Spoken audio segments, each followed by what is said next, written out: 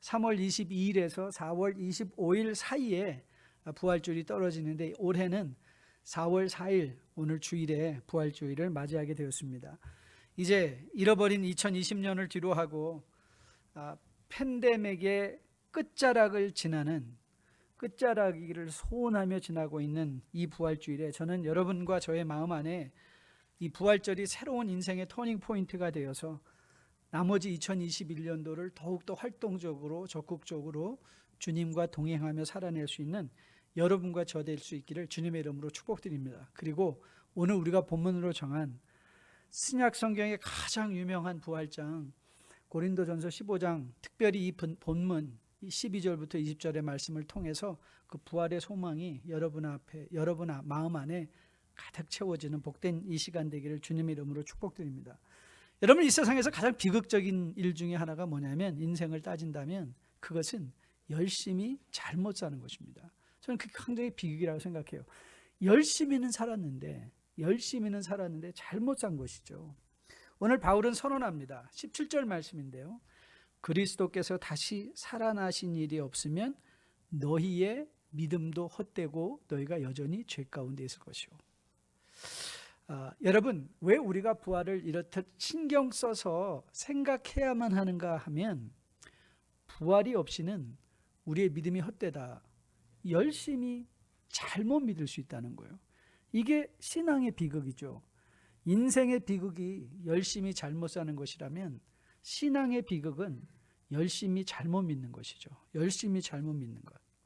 여러분이 기상예보를 들으시다 보면 기상캐스터가 그날의 온도를 얘기할 때 대부분 두 가지 온도를 알려주고는 하죠. 먼저는 그날의 실제 온도입니다. 오늘은 10도입니다. 그러면 그 다음에 항상 말하는 게 wind chill factor, 그렇죠? 체감 온도는 오늘 아마 0도쯤 될 것입니다.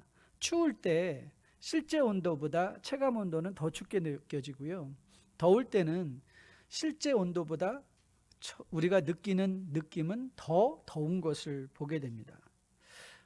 여러분, 우리가 부활주일을 우리 믿음의 가장 중요한 사건이라고 얘기하고 가장 의미 있는 날이라고 얘기는 하지만, 정작 우리가 살아갈 때 부활의 그 실제적인 의미만큼 그것이 우리에게 체감적으로는 전해지는가?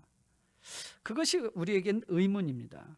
사실은 이 부활의 체감적 의미는 어쩌면 우리가 매일 삶에 그렇게 많은 영향을 미치고 있지 않는 것 같은 느낌이 들 때도 더 많이 있습니다. 왜 그럴까요?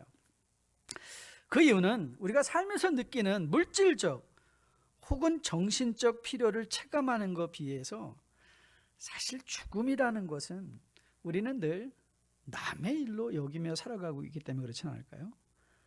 내가 죽는 법은 없죠. 항상 남이 죽죠. 남이 죽은 자리에 내가 가지, 내가 죽은 자리에 내가 가는 건 아니지 않습니까? 그러니까 이 죽음이라는 사건은 늘 우리에게 멀리 떨어져 있는 것이라고 생각을 하죠. 그래서 사실은 우리는 죽음을 체감하지 않고 살아가고 있으니까 우리는 부활의 의미도 그만큼 더 느끼지 못하고 살아가는 것인 것을 보게 됩니다. 하지만 오늘 바울은 이 예수님의 부활이야말로 그리스도 신앙의 중심인 것을 선언하고 있습니다.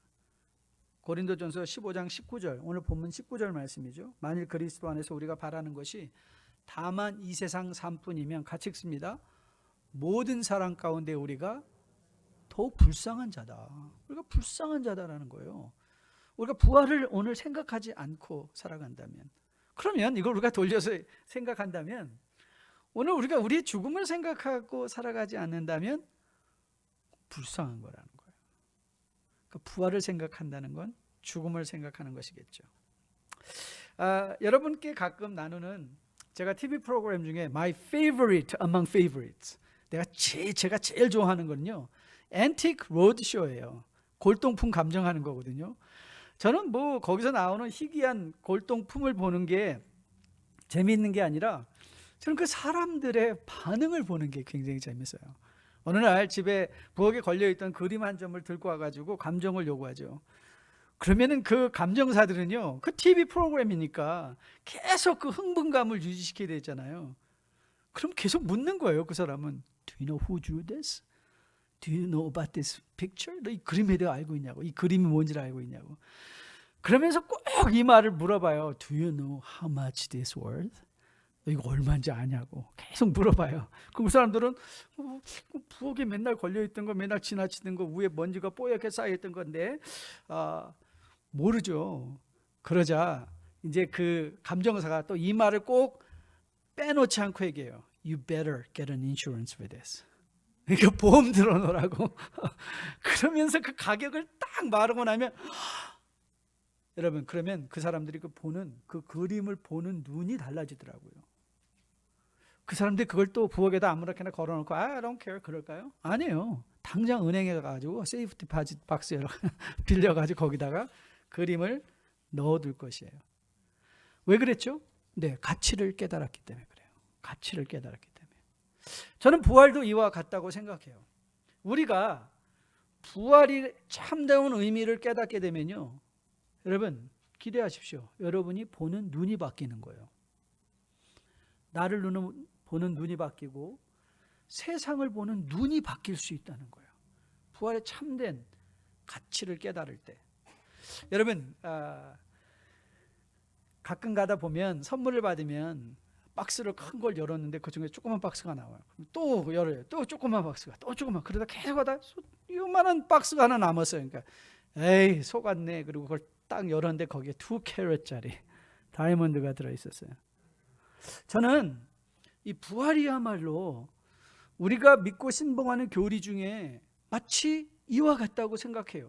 은혜와 은총의 그 껍질들을 다 벗기고 나면 마중에 What's left in the salvation box? 구원의 박스 안에 마지막 남는 게 뭔지 아세요? Resurrection, 부활인 거예요. 부활이 남는 거예요. 여러분 왜 이렇게 부활이 중요한가요? 예, 부활은요, 그 부활이라는, 여러분 다이아몬드가 소중한 거, 그 다이아몬드라는 조그만 안에 인류의 역사, 이 지구의 역사가 거기에 다 정말 오랜 시간을 통해서 거기에 함축되어 있기 때문에 귀한 것 아닌가요? 여러분 부활은요, 그 부활 안에, 여러분 부활하기 위해서는 뭐가 필요하죠? 예, 죽어야죠. 죽기 위해서는 뭐 해야 되죠? 세상에서 살아야죠.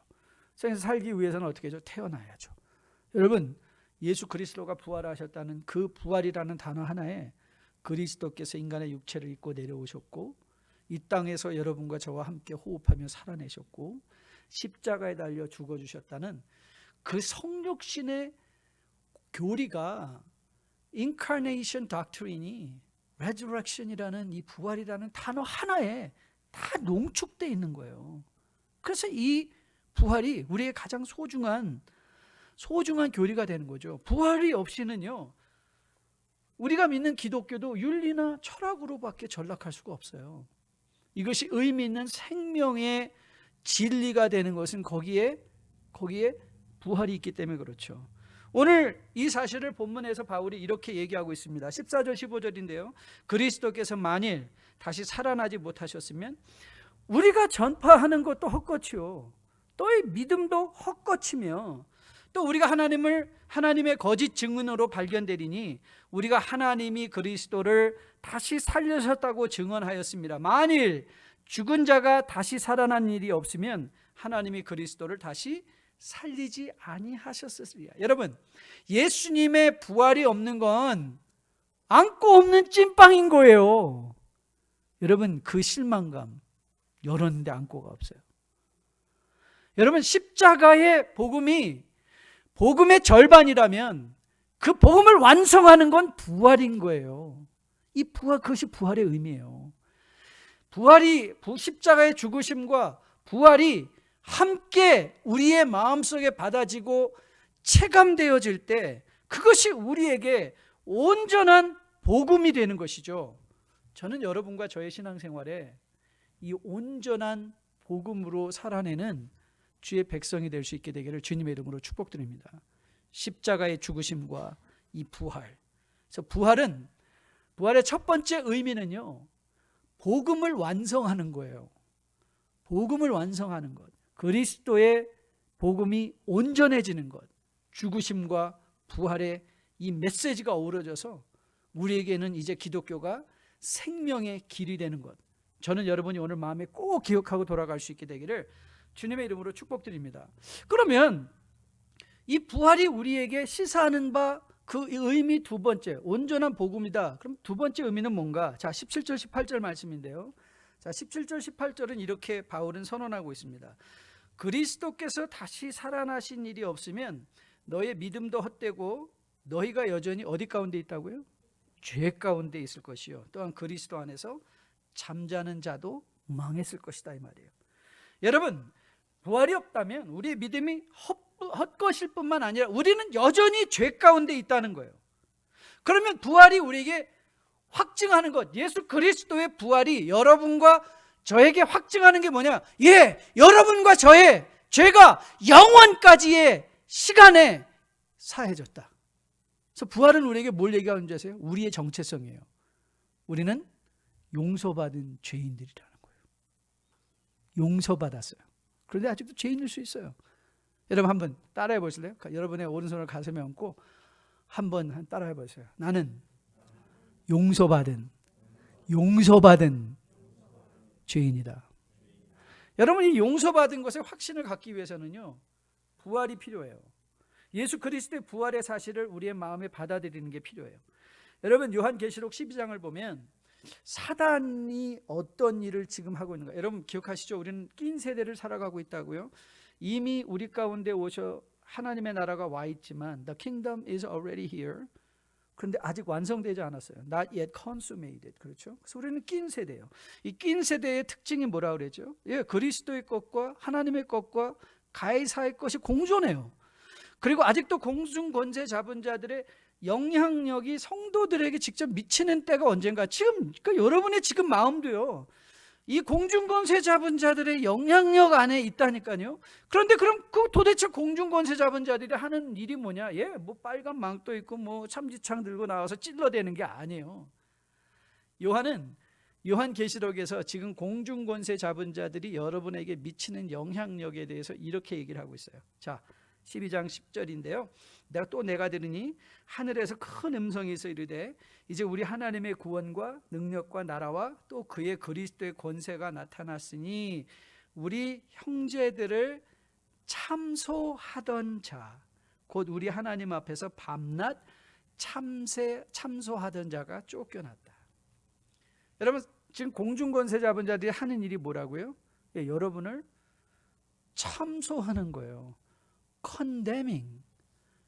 그러니까 여러분들의 그 양심을 계속 찔러내요. 너 성도라면서 그럴 수 있어?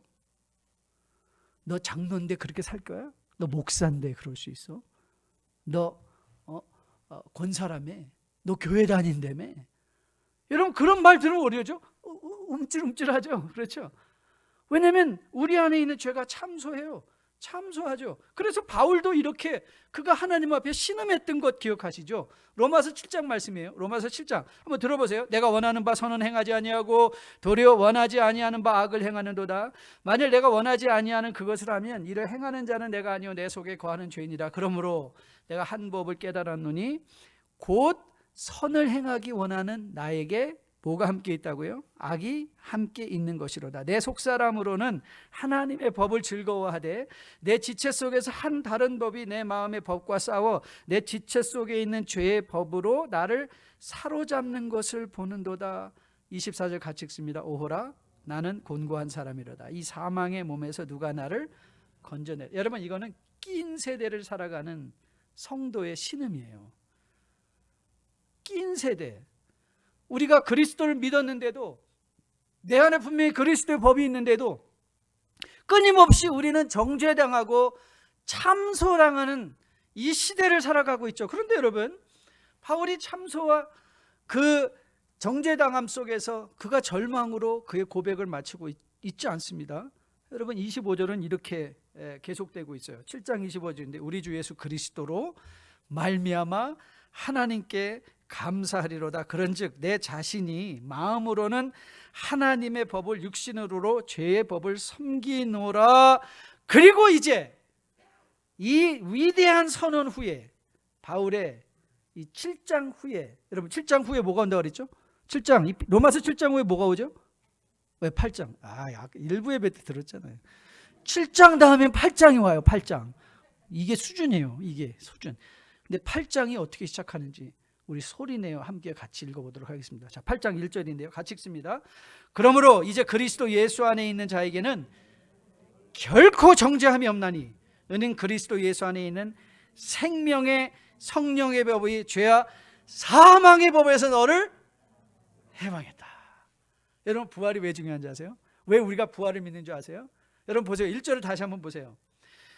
그러므로 예수 그리스도 안에 있는 자에게는 그리스도 안에 있는 자는 완벽하니라고 말했나요?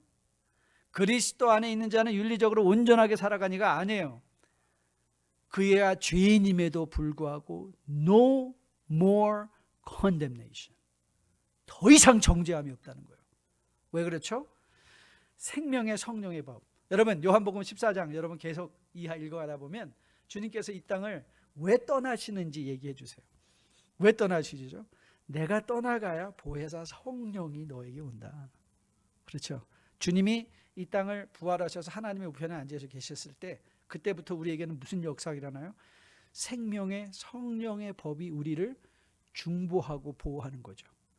세상은 끊임없이 참소함으로 우리의 심령을 상하게 하고 끊임없이 참소함으로 오라 나는 곤고한 자다, 나는 사망의 몸에 갇혀있다라고 절망하고 신음할 때마다 생명의 성령의 법이 너는 용서받은 죄인이야, 너는 그리스도 안에 살아내는 주님의 자녀야, 우리가 확인시켜 주죠.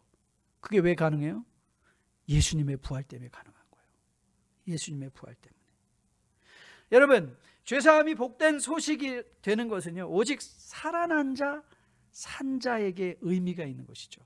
저는 여러분이 이 죄사함의 축복을 가져오는 부활의 놀라운 능력에 이 부활의 의미가 여러분의 마음속에 완전히 각인되어 세상의 어떤 참소함 가운데도 어떤 정죄함 가운데도 우리가 세상에서 정죄함을 받을 때 너 죄인이지, 맞다, 나는 죄인이다, 그러지만 나는 부활하신 예수 그리스도의 자녀다, 담대히 세상의 참소함을 이겨낼 수 있는 여러분과 저로 세워줄 수 있게 되기를 주님의 이름으로 축복드립니다.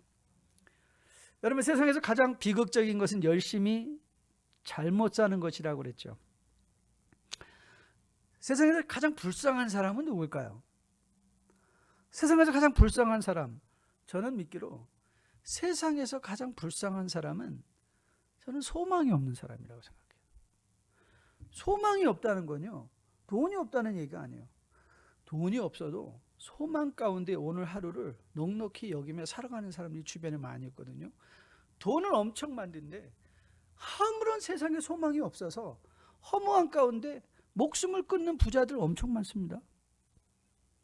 여러분, 소망이 있다는 것은요, 우리의 삶을 의미 있게 만드는 거예요. 여러분들이 지금 이제 이 부활의 의미, 부활은 복음을 온전하게 만드는 것이고 부활은 우리의 죄 사함을 주는 것입니다. 그러면 이제 여러분 이런 생각이 들어요. 목사님, 그래서 어쩌라고요? So what? How will that make difference in my life? 내 매일 살아, 오늘 사업장의 문을 열고 들어가는데 그게 무슨 상관이 있냐고요. 여러분들이 오늘도 씨름하며 자녀들과 씨름하며 또 인생의 여러 가지 육체적 질병과 씨름하며 살아가는데 도대체 그게 우리에게 무슨 의미가 있냐고요. 여러분, 19절을 한번 다시 보십시오. 자, 19절 이렇게 기록되어 있습니다. 만일 그리스도 안에서 우리가 바라는 것이 다만 이 세상의 삶뿐이면 모든 사람들 가운데 우리가 더욱 보다 불쌍한 자이리라. 자, 이 말이 무슨 뜻이죠? 우리 불쌍하지 않다라는 거예요. 우리 불쌍한 사람 아닙니다. 여러분, 기독교인은요, 여러분들에게 늘 드리는 퀴즈 있죠. 믿는 사람이 잘 삽니까? 믿지 않는 사람이 잘 삽니까? 예, 우리 교회 수준이 이 정도예요. 사람 나름이죠. 믿어도 잘 사는 사람이 있고 못 사는 사람이 있고요. 안 믿어도 잘 사는 사람 주변에 엄청 떨려 있습니다. 더 삐까뻔쩍하게 화려하게 명품 두시를 두고 사는 사람, 예수도 믿지 않는데 그런 사람 많습니다. 여러분, 기독교인들은 여기서 물질적으로 잘 사냐 성공했냐가 아니라 우리를 오늘도 드라이빙하는 소망의 내용이 뭐냐는 거예요. 나의 소망이 뭔가? 나의 소망. 여러분, 우리가 불쌍하지 않은 이유가 뭐죠? 우리는 그리스도 부활의 소망을 가지고 살아가는 자이기 때문에. 우리의 그리스도의 소망을 갖고 살아가는 것. 여러분, 그 소망을 갖는다는 것의 의미가 또 뭘까? 소망의 의미가 뭘까요? 여러분, 로마서 8장 18절에서 바울이 이렇게 선언했습니다. 생각하고 있는데 현재 고난은 장차 우리에게 나타날 영광과 비교할 수 없다. 여러분, 장차 우리에게 나타날 영광이 뭐죠? 장차 우리에게 나타날 영광은 부활의 영광이에요. 부활의 영광. 이 부활의 영광은 우리로 하여금 소망을 갖게 한다는 거예요. 소망. 여러분, 바울이 로마서 5장 2절부터 4절에서 이런 위대한 선언을 하고 있습니다. 저는 여러분과 이 구절 같이 한번 읽어보려고 해요. 자, 2절부터 여러분의 귀에 똑똑히 들리도록 같이 한번 읽어보도록 하겠습니다. 자, 2절부터 읽습니다. 또한 그런 말미암아 우리가 믿음으로 서 있는 이 은혜에 들어감을 얻었으며 하나님의 영광을 바라고 즐거워하느니라. 다만 이뿐 아니라 우리가 환난 중에도 즐거워하나니 이는 환난은 인내를, 인내는 연단을, 연단은 소망을 이루는 줄 아느니라. 자, 그러면 소망이라는 단어도 부활이라는 단어에 성육신의 신비의 모든 교리가 농축되어 있는 것처럼 이 소망 안에도 농축되어 있는 게 뭐예요? 인내라는 거예요. 버틸 수 있는 힘. 이 세상에서 버틸 수 있는 힘. 그리고 이 소망이 우리를 주장하면요, 우리가 보는 관점이 바뀐다는 거예요. 우리가 보는 눈이 바뀐다는 거예요. 우리가 무엇을 어떻게 보는가. 맞아요. 우리도 사망의 음침한 골짜기를 걸어갈 수 있어요. 그 사망의 음침한 골짜기에서 땅만 보고 걸어가다가 그래서 절망하고 코 빠진 인생으로 사는 것이 아니라 소망이 있는 자는 우리가 같은 사망의 음침한 골짜기를 걸어갈 때 거기서 주의 지팡이가 보이고 막대기가 보이는 거예요. 그리고 거기에 주님이 차려주신 상이 보이는 거예요. 그래서 내 잔이 넘치나이다. 이 위대한 인생의 고백을 할 수 있는 거예요. 하나님, 내 잔이 넘치나이다. 제가 어제 드디어 백신 2차 접종을 마쳤습니다. 그런데 워낙 많은 분들이 2차 접종한 후에 이 엄청난 후유증이 있다고 얼마나 저를 겁줬는지 몰라요. 열심히 준비하고 뭐 먹고 뭐 준비하고. 그런데 오늘 멀쩡합니다. 저는 확실하게 믿기로 저는 사실 아픈 거 잘 견디거든요. 그런데 제가 오늘 기도를 여러분들에게 부탁한 이유는 딱 한 가지였어요. 오늘 부활주일인데 완전히 그냥 다 죽어가는 모습. 예수님 부활하셨습니다. 그게 뭐 메시지가 되겠습니까? 그래서 제가 아픈 건 괜찮은데 하나님 오늘 주일이니까 정말 접종 아니라 접종 할아버지를 맞아도 안 아프게 도와주세요 라고 기도를 했는데 하나님이 기도 응답해 주셨어요. 그런데 제가 계속 그거를 하다가 후유증이 심하게 겪은 사람들의 그걸 다 들어봤는데 공통적으로 나오는 문장이 하나 있더라고요. 이틀만 아프면 그 다음에는 말짱하다는 거예요. 그렇죠? 그런데 이틀만 아프면 되는구나. 이틀만 아프면 되는구나. 그랬더니 제가 사실 그래서 저희 아내가 뭐 여보 이거 하고 저거 하고 막 했는데 여보 괜찮아. 이틀만 아프면 된대. 제가 그랬어요. 그러면 이틀만 아프면 돼요. 여러분, 우리가 살아가면 힘들죠. 버티기만 하면 돼요. 버티기만 하면 돼요. 왠지 아세요? 버티기만 하면 그 버팀이 인내가 돼요. 우리 안에 있는 그리스도의 소망이 더욱 분명해지고요. 그리고 반드시 마치 아무 일도 없었던 것처럼 그리스도의 영광의 보좌에 우리는 과거를 기억함이 없이 하나님과 영원한 생명을 누릴 부활의 그 날이 우리에게 반드시 온다는 거예요.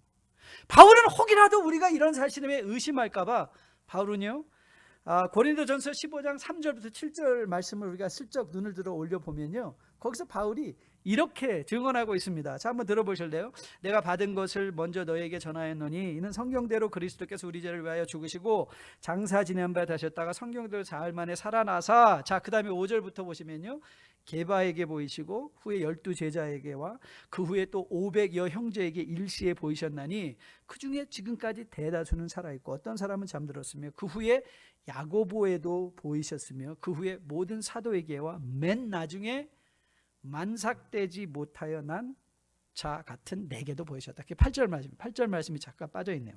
죄송합니다. 8절까지 읽어야 되는데 맨 나중에 만삭되지 못하여 난 자 같은 나에게도 보이셨느니라. 그래서 이게 보면요, 이 부활은 그냥 단지 한 사람의 증언이 아니라는 거예요. 베드로를 포함해서.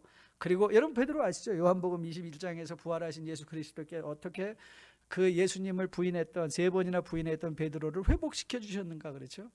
그 회복시켜 주시, 부활하신 주님이 그를 회복시켜 주시고 그 안에 소명을 회복시켜 주셔서 새로운 인생, 내 양을 먹이고 내 양을 치고 먹일 수 있는 놀라운 하나님의 종으로 쓰임 받았다는 것. 그와 더불어서 또 12제자와 더불어 500여 명의 제자들에게 보이셨다. 그렇죠? 그러니까 이 부활은 한 사람의, 그 중에 아직도 살아있다는 거예요. 이 편지를 쓸 때 이 사람들이 가서 확인, 너 부활하신 예수 그리스도 봤어? 라고 할 때 나 봤어 라고 할 수 있는 사람이 한두 사람이 아니라는 것을 증명하고 있는 것이죠. 거기에 야고보라는 이름이 등장하죠. 이 야고보는 어떤 야고보냐면 제자 야고보가 아니에요. 예수님의 형제였던 야고보였어요.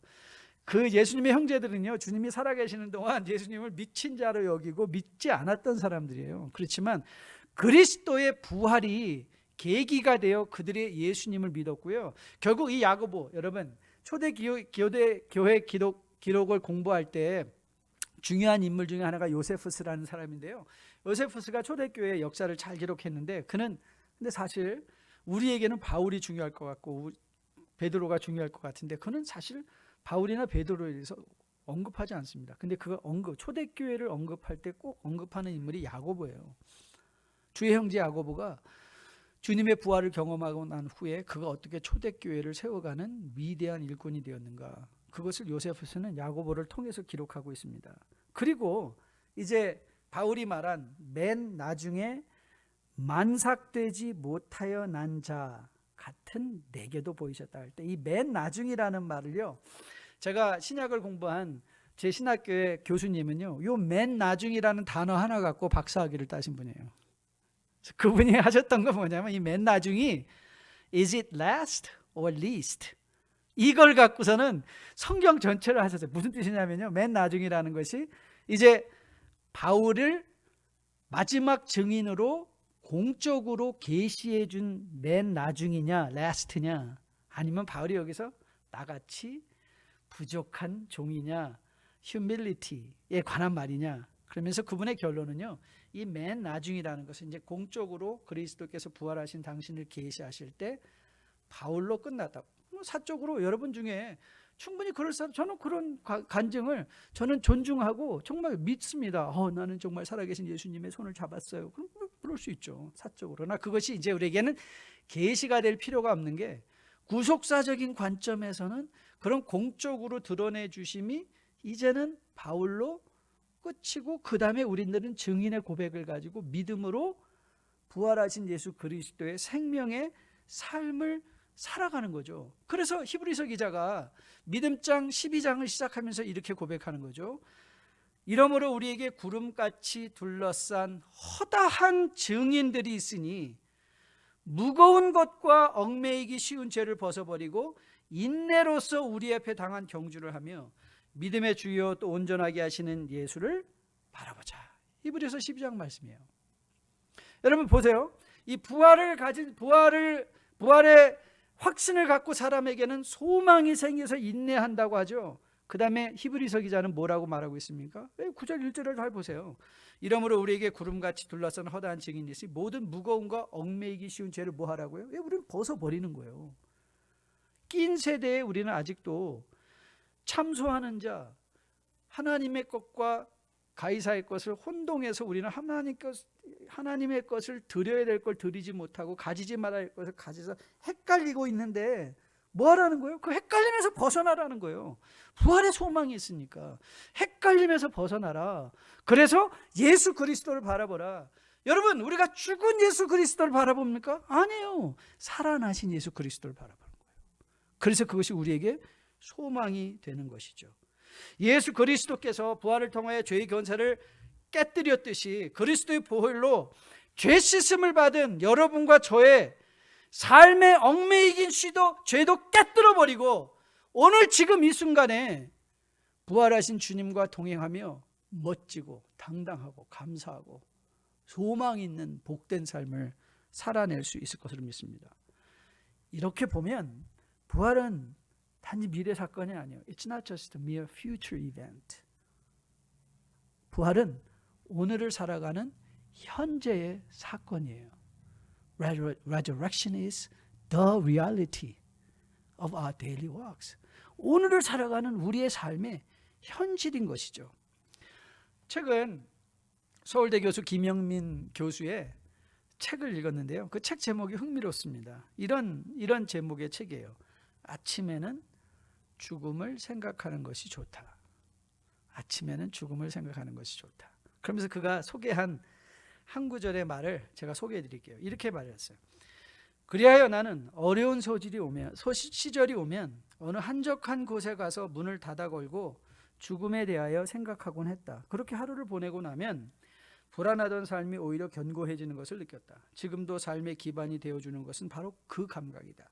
생활에서 멀어지지만 어쩌면 생애 가장 견고하고 안정된 시간, 삶으로부터 상처받을 때 그 시간을 생각하고 스스로에게 말을 건넨다.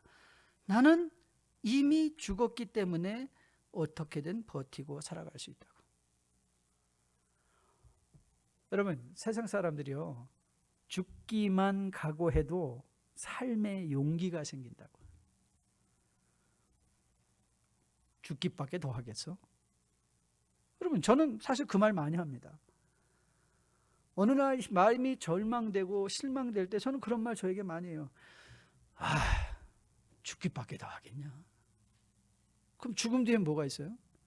부활의 소망에, 부활의 놀라운 상급이 우리를 기다리고 있잖아요. 그래서 바울이 이렇게 그가 고백합니다. 고린도전서 15장 31절인데요.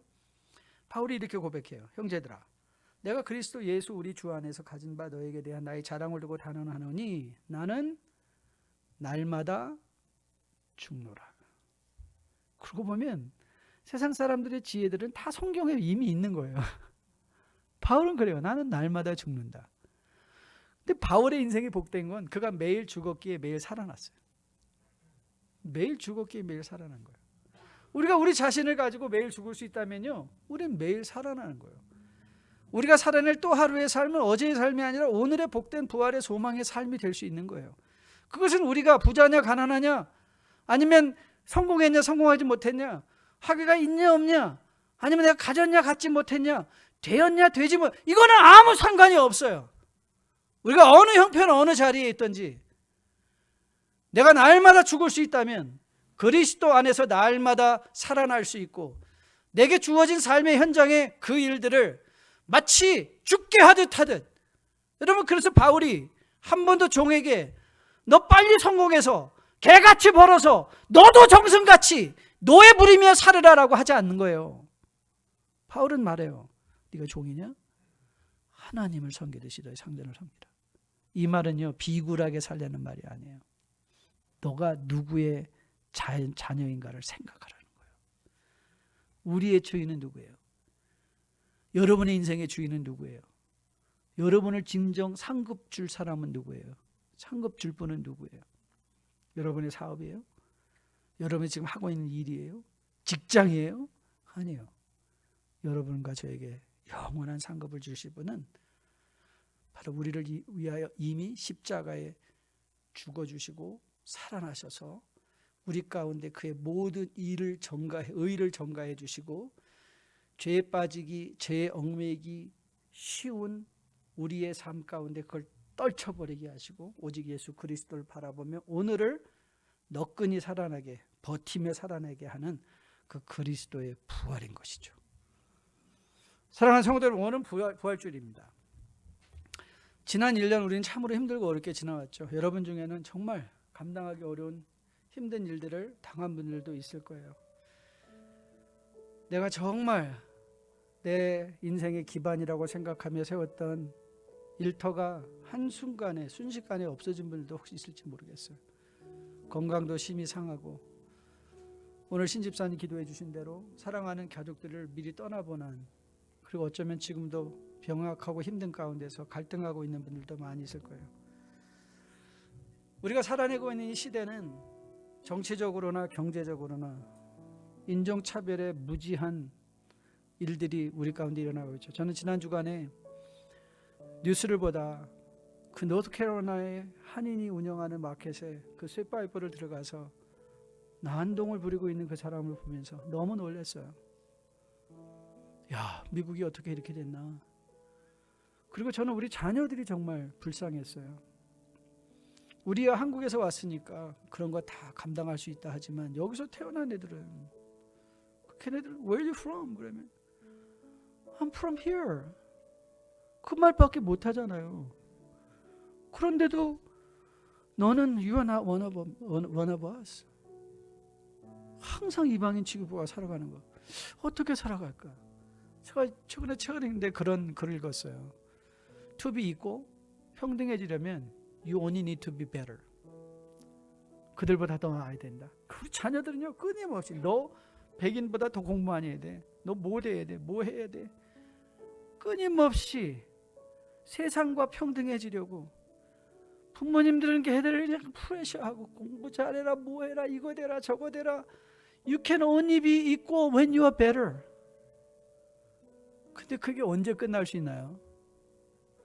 언제 끝나겠어요? 여러분, 우리 자녀들에게 정말 필요한 게 뭐죠? 그들의 얼굴이 휘어져서 백인이 되면 그러면 문제가 해결되는 건가요? 아니에요. 한국 사람들은 그렇게 영어 잘하려고 노력하는데 어떤 분이 와서 그러더라고요. 야, 미국 가니까 거지들도 다 영어 하더라고요. 여러분, 우리 자녀들에게 정말 필요한 게 뭐죠? 네, 이 부활의 소망이에요. 그리스도의 십자가의 능력과 부활의 소망이에요. 그러면요, 무슨 차별을 당해도 우리는 살아낼 수 있어요. 우리는 소망할 수 있어요. 우리는 견딜 수 있어요. 우리는 버틸 수 있어요. 저는 여러분과 저 우리 자녀들의 마음속에 이 부활의 소망이 우리를 살리고 우리를 견디게 하고 우리를 버티게 하고 우리를 감사하게 하고 오늘을 즐기게 하는 놀라운 복음으로 새겨지고 각인되어 줄 수 있게 되기를 주님의 이름으로 축복드립니다. 다 함께 나와서 함께 찬양할게요. 이 찬양은요, 단순한 찬양이 아니에요. 이건 여러분의 인생의 선언이에요. 선언. 우리가 세상에 대해서 이제는 선언할 거예요. 우리 화면 원라인으로 들은 분들 다 일어나세요. 다 일어나셔서 우리가 한번 우리 스스로 우리 심령에게 세상에 한번 선언해 보도록 하겠습니다. 살아계신 주 나의 참된 소망, 걱정 근심 전혀 없네.